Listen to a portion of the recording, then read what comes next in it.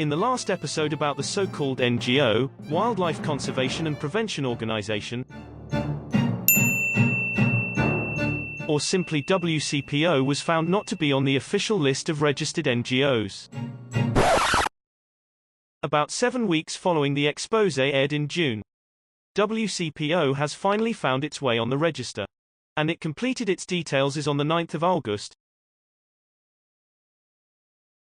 It's better be late than never, I suppose. And states its mission is such: to contribute to the RGC in strengthening the conservation and support of care, treatment, prevention and control of wildlife diseases. Expand the conservation and protection of wildlife health of the Kingdom of Cambodia. Support the health of newborn and old wildlife. Honestly, I don't really have a clue what it is trying to do from its stated objective. But so far I haven't seen any wildlife being helped, if you could call it, other than the monkeys they film in the grounds of Angkor all year round. Another oddity is that it states its project start date as from the beginning of this year only.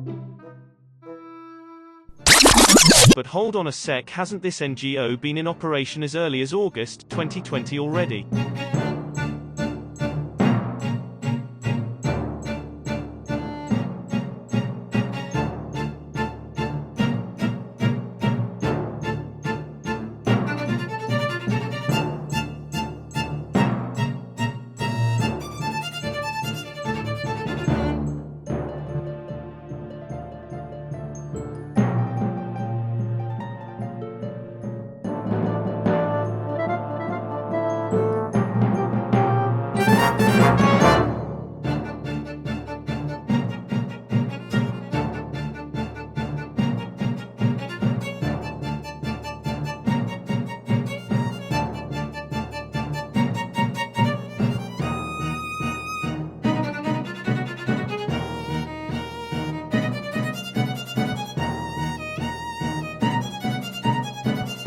And without fail, each operation came with blessing from what appears to be Apsara guards and officials.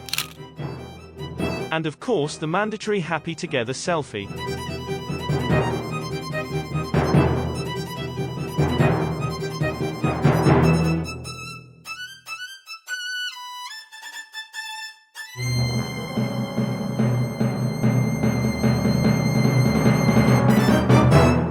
But remember, their project was only supposed to start this year according to what they entered in the database. I am just a bit perplexed. Perhaps there exits two teams of guards and officials. One is extra lenient and cooperative towards these cameramen and their so-called NGO, and the other does it by the book and isn't appreciative of them at all. As witnessed by what happened on that day when Apsara Authority, with help from the Forestry Department, came to relocate what remained of Amari's troop then. ខ្ញុំមិនមែនទាញតែផលប្រយោជន៍រោប្រាក់ទេខ្ញុំធ្វើ6ខែហើយបានលុយតែ$19ទេបងខ្ញុំប្រាប់បងឯងទៅ6ខែបានតែ$19ទេអត់ទៅបានលុយបើទេស្វាទៅលួចប្រៃគេមកយក6000ដកលុយចេញឲ្យគេខ្ញុំការពារណាបាទខ្ញុំអរគុណណាឥឡូវ I am not sure how accurate those translations are, but you could sense they weren't friendly to the cameraman.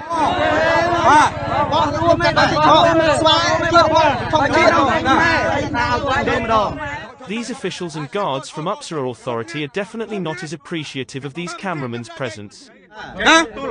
And likely they're cameraman-led NGOs.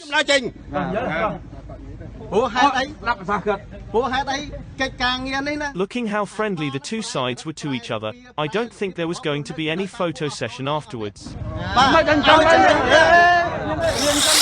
And what is stranger, thinking back, is that this capture and relocation operation literally happened just only a few days after this so-called NGO had returned Sweet Pea from treatment for some abrasions on its forehead and hands. The operation looked very hasty, and perhaps, should I say, the operators looked as though they were afraid that they would be seen removing Sweet Pea from someone's there. And why the haste? Sweet Pea wasn't dying from a bullet wound, was he? Oh yes, this NGO could only take animals whose injuries would heal naturally by themselves, left alone.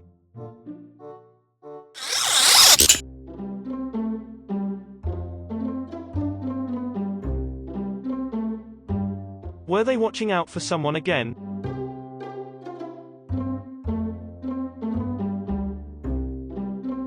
So they kept him for a week for some minor abrasion on his forehead to heal. Marvelous.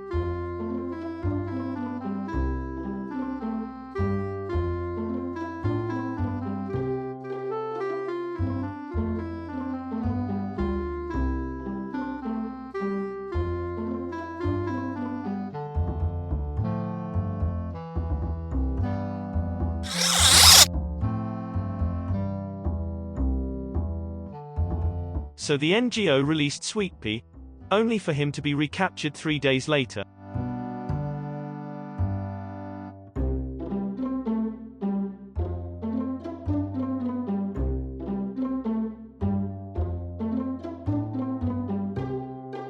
It seems either Upsara had no knowledge of the existence of this so-called NGO, or there was some serious breakdown in communication between the two.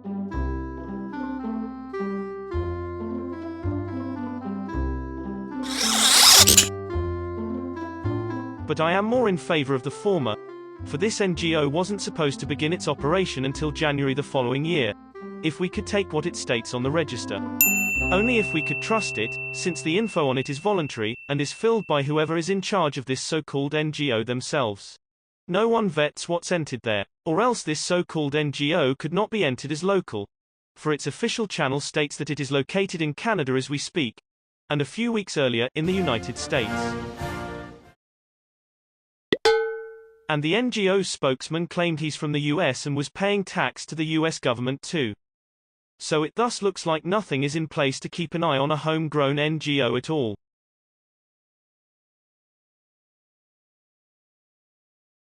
How about setting up one?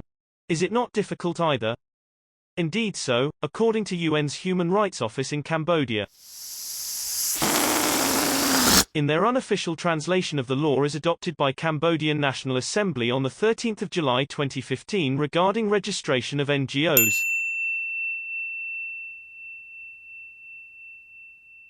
Under the heading of Chapter 2,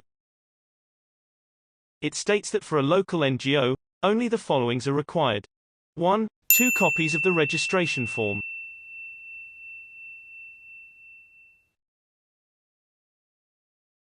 2. An address issued by the commune chief.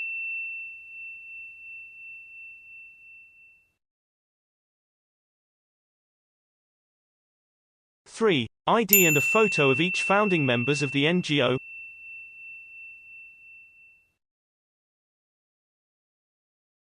4. And lastly, statutes signed by the president of the applying NGO.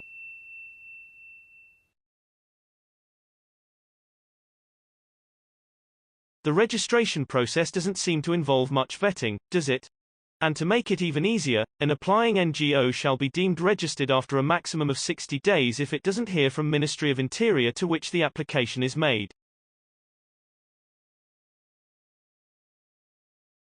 Whatever the reasons.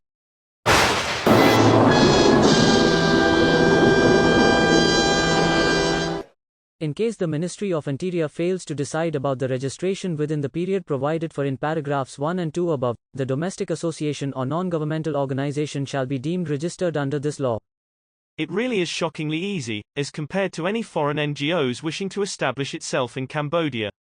As under the heading of Chapter 3, apart from more stringent requirements, the applying foreign NGO has to be vetted by the authority at its own country of origin first.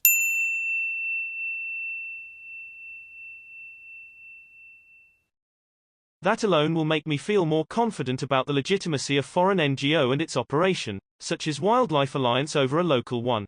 Things are more transparent with them. And in a country where corruption is rampant and is voted as the most corrupt country in Southeast Asia, transparency is essential. I think the legislation regarding local NGOs is trying to make it easier for some well-meaning Cambodians themselves to set up something meaningful to help themselves and others.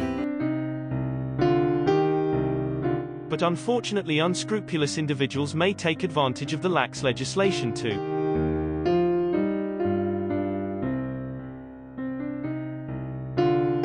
The things they would do to trick us into believing something that doesn't exist there.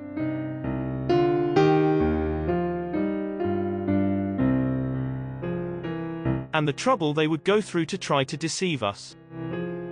Fortunately for the animals they intentionally put under harm's way, Sochin and Song's fake NGO got busted at the end. Thanks for the efforts by many concerned viewers across several continents.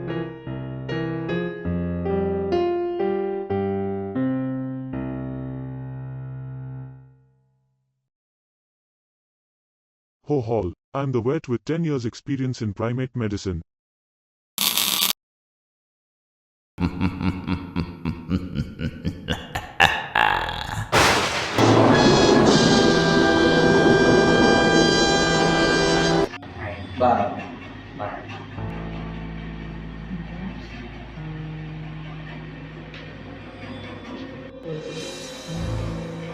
One big giveaway was that their so-called NGO was never on the register. And the official premises they claimed they were operating from was one of an NGO that had gone belly up many years ago.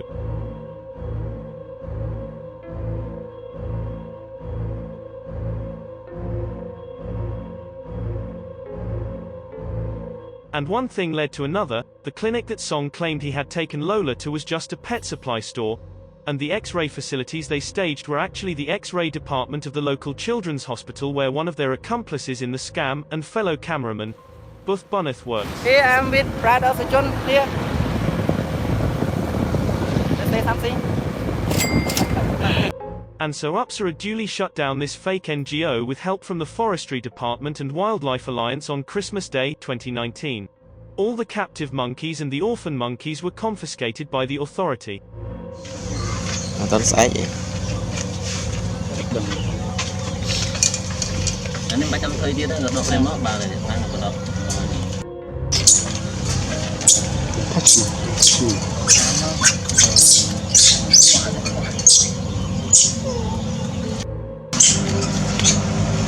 Hả? Mà cho cái này mà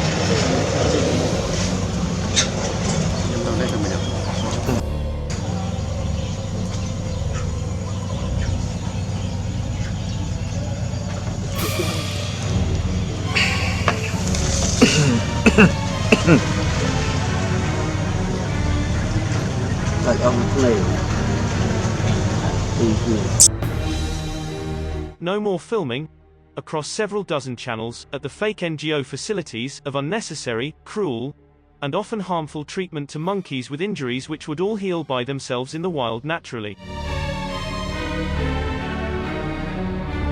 But they have got a taste of the 100-fold increase in ad money from an exploding viewership, plus easy money from donation that came their way with their NGO.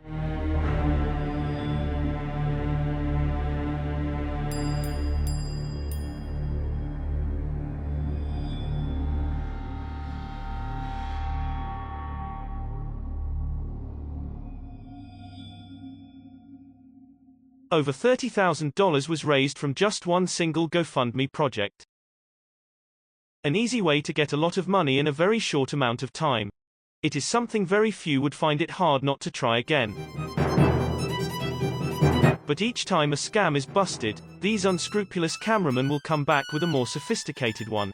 We will examine this so-called wildlife conservation and prevention organization in detail in the next episode.